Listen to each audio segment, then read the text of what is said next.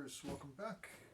So I have all of the muslin in place here. I'm sorry, not muslin, the batting or the Dacron layer. So all of this is in place. There's not a great deal of strength in this stuff, so I want to be careful about how I stretch and pull this. It's obviously strong enough to be held by staples. That's what I'm interested in.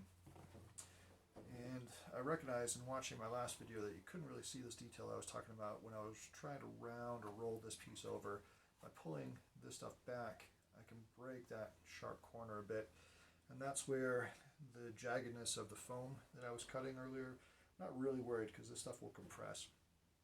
So here we are with the next step, and I'm going to use muslin this time, and that's the right name that I want to use.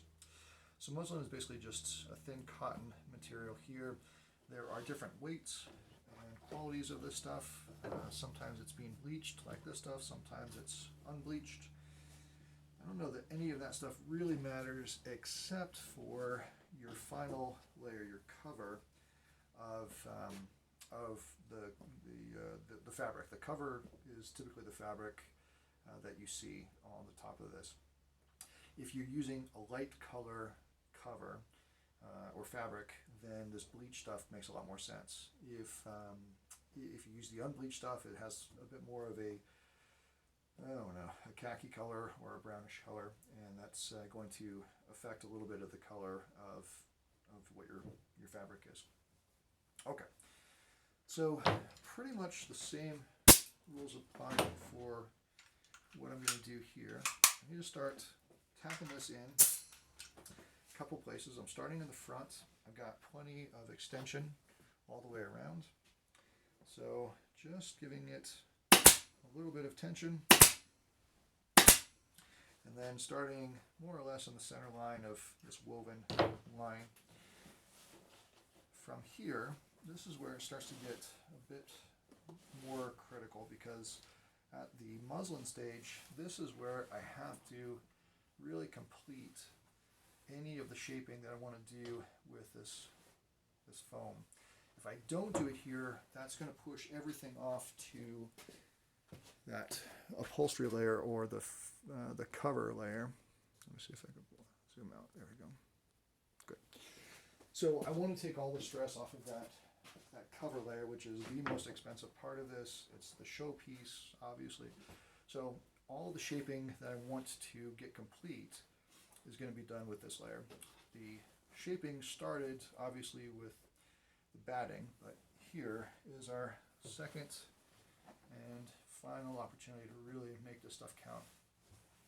So in sighting this stuff down, how much tension I put down here with my right hand wrapping this down is going to have a direct impact to how curved this stuff is.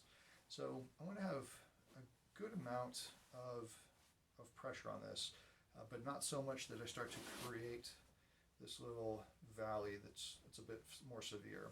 So finding your comfort with what you want this shape to look like is going to be critical at this stage. And it's not an exact one-to-one, but the shape that I'm creating here by the tension I'm creating is not always going to be translated 100%. So if I'm doing this here, I'll need to match it over on the other side. And again, all of that is done with this technique, this process.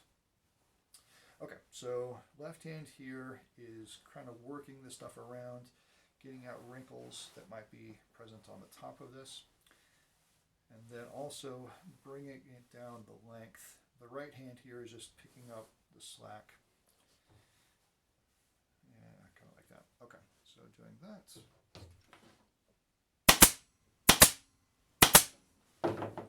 Alright, so that looks pretty good.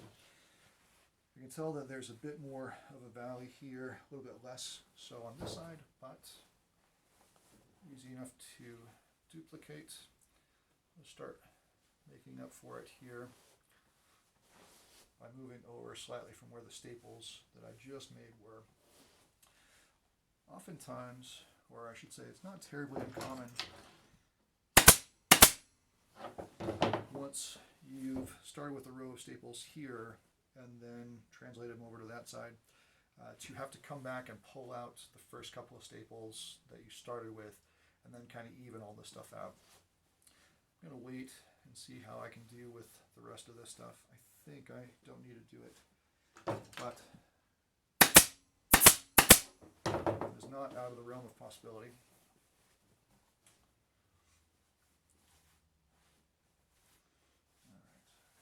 Even, that looks good.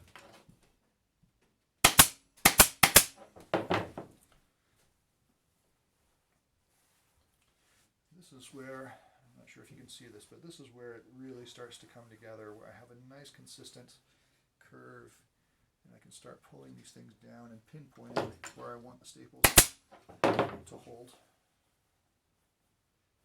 That looks pretty good. Okay.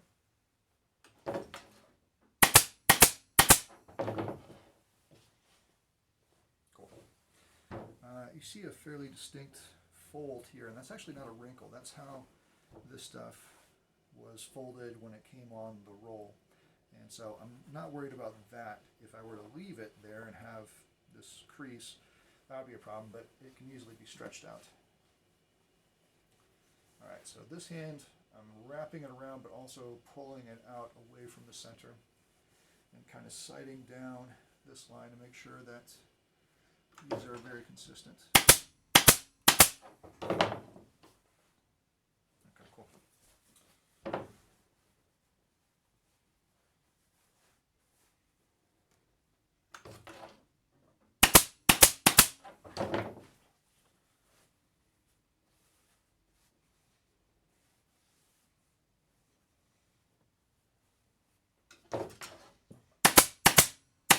I think you can see now by what we're stapling and how many staples we're introducing the importance of building out this wooden frame, or having plywood. You have a lot more options for where to land these staples. If you don't make this frame wide enough, then you start getting yourself into some trouble as far as running out of space for stapling, and then putting in a couple thousand little tiny holes can also be problematic for the wood.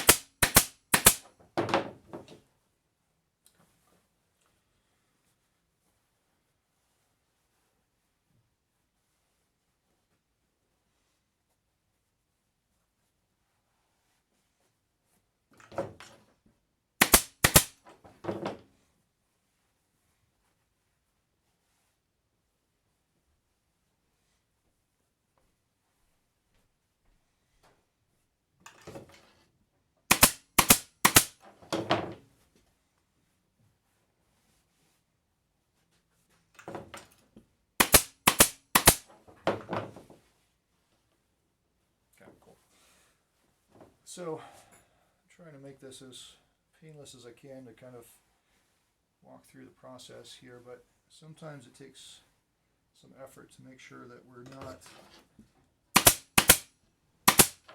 creating wrinkles or making this more painful than it needs to be.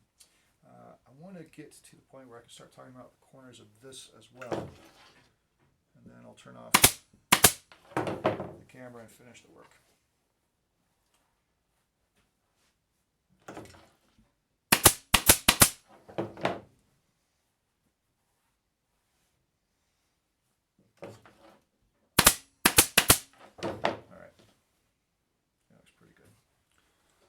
Bring it a little bit tighter over here, but I can still do that.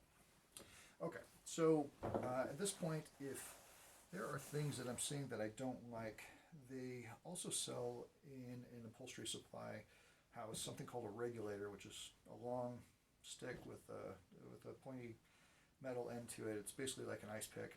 It's called a regulator, and you can get in here, poke through the muslin, and start shifting and adjusting if there are any lumps or things that you don't like. But for this process, I haven't really found that I need to use that terribly often. Most of the time I'm able to really get out the wrinkles and stretch this thing taut but not tight. So, alright, dealing with corners. We talked about this before on the last video. Make sure you can see this. In anticipation of your final cover. There's a couple different ways we can finish off these corners. What we don't want to do, in this hand right here, this is looking into the front. What I wouldn't want to do for the final layer is create a fold that would have us looking into a crease like this. So if that's the case, I can easily tack this one down and do this type of a fold to lay it down flat on the muslin layer. But on the final layer, I would have to reverse it. If I fold this over the opposite direction here, then I'm going to fold the top cover as well, same direction, and that could just start to build up a little bit more. I like to distribute this pressure a little bit, and then creating a fold. And I don't want this to extend over the cover here, because that's going to start to create a strange wrinkle underneath the cover. So all of this does need to be folded back and onto the framework, something like this, and that's probably okay.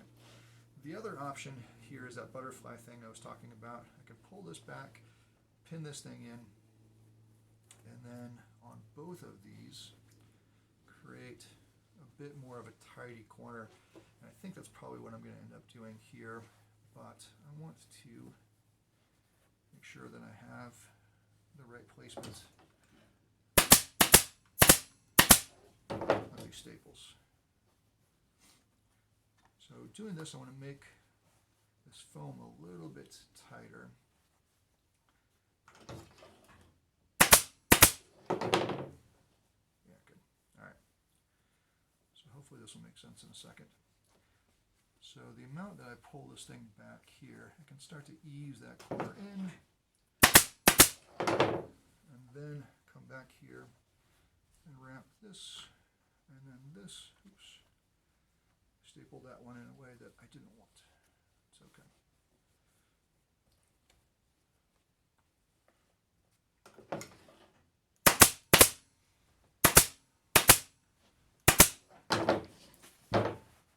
So that's a respectable corner. I think we could live with that.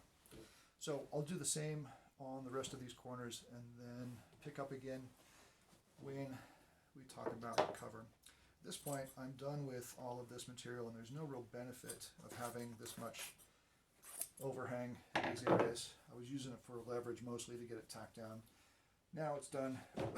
So I'll finish off these corners and start talking to you with the big reveal about the ugliest cover fabric you can imagine.